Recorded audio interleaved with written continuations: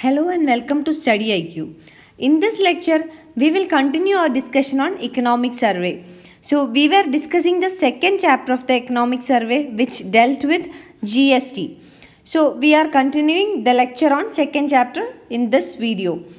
Coming to 2.23, which discusses the international trade, interstate trade and economic prosperity. So, the GST returns provides direct data on interstate as well as international trade and many of its related dimensions. Let us see one by one. First of all, coming to the international exports, the state-wise distribution of the international exports of goods and services. For the first time in the Indian history, it is possible to know the state-wise distribution of international exports of goods and services. And this is because of the GST data. If we look at the table which is given below, it provides for the share of states in export of goods and services. The figure says that Maharashtra is the largest exporting state which accounts for 22.3% of the total exports, followed by Gujarat, Karnataka, Tamil Nadu, Telangana, etc. So we can say that the 5 states which perform best with regard to exports is Maharashtra, Gujarat, Karnataka, Tamil Nadu and Telangana. And these 5 states accounts for 70% of the total exports of the country. Maharashtra, Gujarat, Karnataka, Tamil Nadu and Telangana. These are the 5 topmost exporting states of the country. And as we said, this data is available for the first time in the Indian history, and that too because of the rollout of the GST. And now we have this data, we can easily interpret whether the prosperity of a state is related to the export performance. So, if we look at the 5 top performing states, we will see that these 5 states are also prosperous states: Maharashtra, Gujarat, Karnataka, Telangana and Tamil Nadu. These 5 states are the top exporting states and also they are very prosperous. So, with this we can make a conclusion that the top performing states with regard to exports are also the most prosperous states.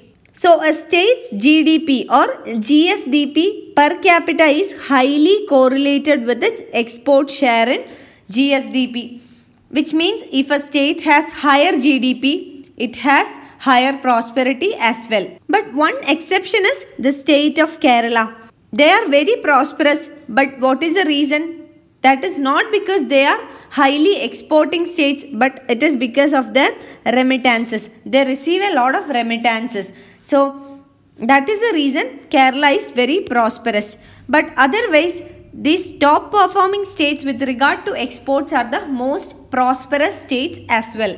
Before the rolling out of the GST, it was believed that India's interstate trade in goods was between 30 and 50%. So, interstate trade, that is trade between the states, were 30 to 50%, and the figure was not very accurate also because of insufficiency of data.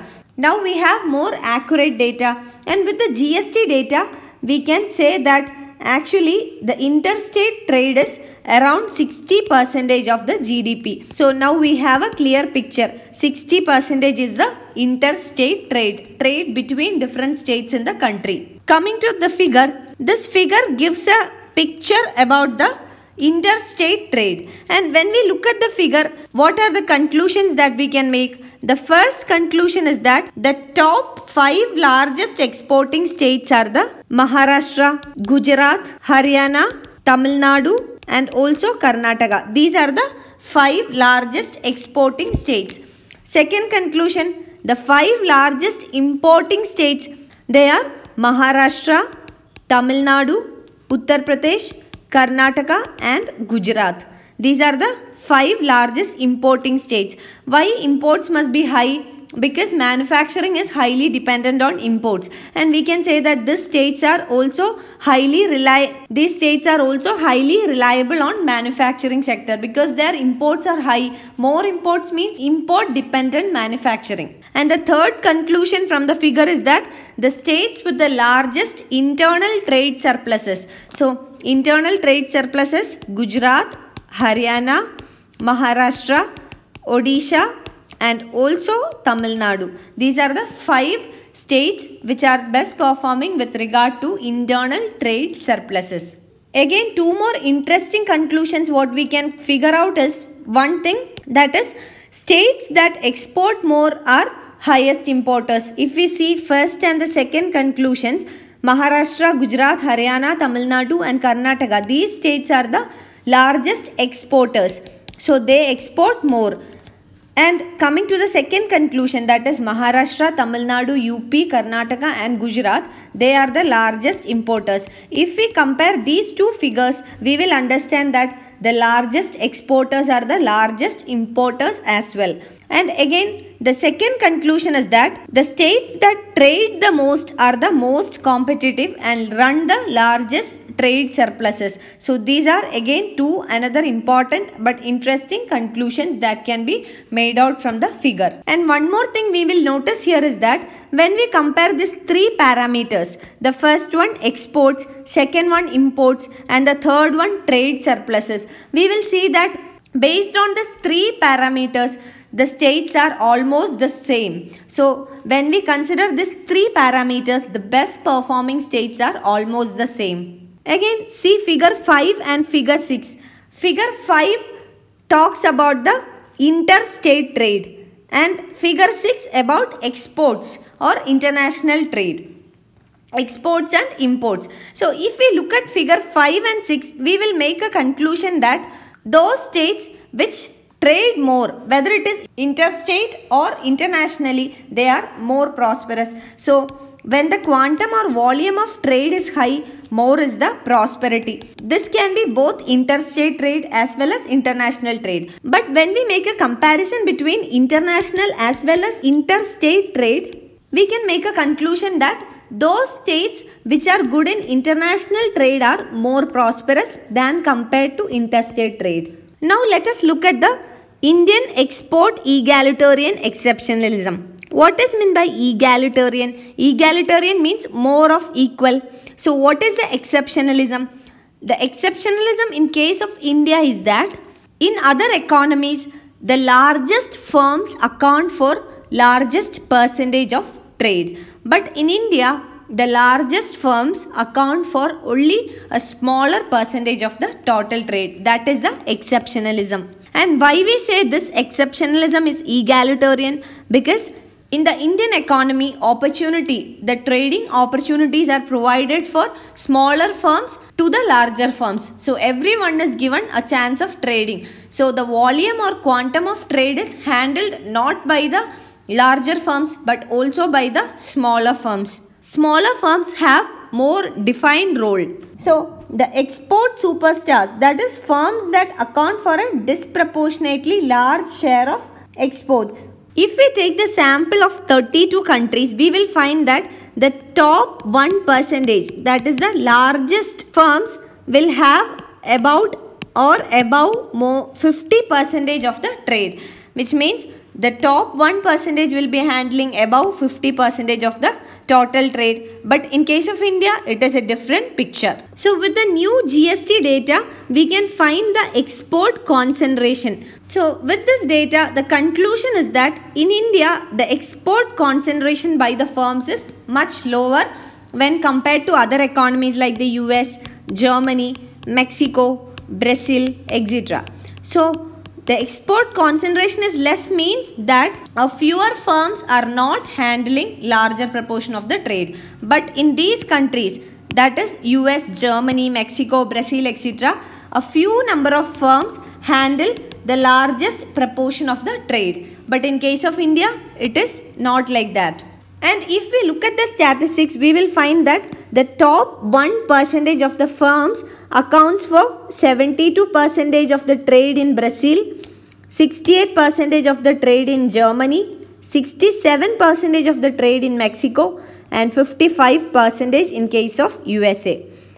And if we take the top 5%, it is 91% in case of Brazil, 86% in case of Germany, 91% in case of Mexico, and 74% in case of USA. But when it comes to India, the top 5% accounts for only 59% of the total trade. This is comparatively a lesser number. And if we take the top 25%, in case of Brazil, 99% of the trade is handled by the top 25%. In case of Germany, 98% of the trade is handled by the top 25 firms. And in case of Mexico, again 99% is handled by top 25% of the firms. And USA, 93%. But in case of India, 25% of the largest firms accounts for only 82%. This is a comparatively lesser number. Now coming to the informality of the Indian economy. The GST data is again throwing some light upon the extent of formality or informality. What is meant by formality? It means how much percentage of the total workforce belongs to the formal sector or organized sector in the Indian economy. There are two criteria in order to define the formality. The first one is providing some kind of social security benefits by the employer. So in case of India, the government provides this for the employees, and in case of private employees, EPFO, Employees Provident Fund Organization, provides social security benefits in the form of pensions and provident funds. And also the Employees State Insurance Corporation, that is ESIC provides medical benefits for private employees. So this is the social security in case of India. Again, the second criteria is whether the firms are part of the GST net. Whether the firms or the organization is a part of the GST net. So these are the two criteria which define the formality of employment. And if an employee falls under either of this, it is said that the employee is a formal employee or he belongs to the organized sector of the economy. And coming to the EPFO, that is the Employees Provident Fund Organization. Employees Provident Fund Organization contribution is mandatory for industries employing greater than 20 workers. So if an industry has more than 20 workers, it is compulsory for the industry or the organization to register with the EPFO, and whose monthly wage or salary is below 15,000. So this is the criteria with regard to the EPFO. So based on these definitions, that is social security and GST net, the magnitude of formal sector firms, turnover, tax liabilities, tax paid, exports, payroll, everything can be estimated. So let us see what are the key findings. The first finding is that about 0.6% of the firms, which accounts for 38% of the total turnover and 87% of the exports and also 63% of GST liability, can be termed as hardcore firms. So the first category is hardcore firms. And what is the speciality of this hardcore firms? They are considered to be highly formal because they provide social security benefits to its employees, and also they are a part of the GST net. So two criteria are fulfilled by these firms, and therefore they are known as hardcore firms. The second type of firms are purely informal firms. So purely informal means that from the term itself, it is very clear they are highly informal and they do not satisfy both the conditions. So in case of purely informal firms, they do not provide any social security benefits to the employees, and also they do not come under the GST net. So these two criteria are not fulfilled. And when we take purely informal firms, they account for 87% of the firms, and they represent 21% of the total turnover. And before we said about hardcore firms, they are 0.6% of the total firms who give both social security benefits and also they come under the GST net. So purely informal, 87%, such a large number. Now coming to the third category. Under the third category, the firms are under the GST net, but they do not provide any social security benefits to the employees, and they account for 12% of the total firms. And finally, we have another classification where the firms provide social security benefits, but they do not come under the GST net. and this account for 0.1%. This is very less. Because social security benefits we have already discussed. EPFO, what is the condition? If a firm employs more than 20 workers, they have to be mandatorily registered under the EPFO. So a firm who employs more than 20 employees, they will have more quantum of trade or volume of business transactions, and they would be definitely registered under the GST net. But there are few exceptions to this, and therefore those firms who give social security benefits to its employees but do not come under the GST net are very less, and they account for 0.1% of the total firms in the economy. And as we said, those firms who employ more than 20 employees or workers has to be registered under the GST, and this category contains very less number of firms. And what can be these firms? Mostly these 0.1% firms are GST exempted sectors like the education, health, electricity, etc. So you should remember that this fourth category where social security benefits are provided and do not come under the GST net, they are very less in number, and these are mostly the GST exempted sectors like the education, health, etc. Now coming to the non-farm payroll. Considering all this data, the formal non-farm payroll from a social security perspective, we have seen two criteria. One is social security, second one GST. So if we take the social security criteria, it is around 7.5 crore workforce, which account for around 31% of the total workforce in the country. So around 31% of the total workforce in the country enjoys some kind of social security benefits. And when it comes to the GST, it is estimated to be 12.7 million, which accounts for 53% of the total workforce in the country. Two important things you must notice here is that the first one, these estimates, that is 31% according to social security and 53% according to the GST net. These estimates are enterprise based, not household based. These are not household based estimates. These are purely enterprise based. And second thing we must remember here is that this exclude agriculture. Agricultural sector is excluded. So we have already seen it is non-farm payroll, which means that agricultural sector is excluded. So what can be concluded from this? One conclusion is that if we include agricultural sector also while considering the formality of employment, we will arrive at lesser figure, because most of the workforce who work in the agricultural sector are in the informal sector. So we cannot say that the economy has a larger percentage of workers in the formal sector or in the unorganized sector. Why? Because we know that more than 50% of the India's workforce is directly engaged in agriculture, and they are considered to be informal or in the unorganized sector. They do not come under the GST. Also, they do not enjoy any kind of social security benefits. So when we consider agricultural sector also, when we take the formality of employment, the numbers would be very large, which means the workers or the number of workforce under the informal sector will be very high if we consider agricultural sector also.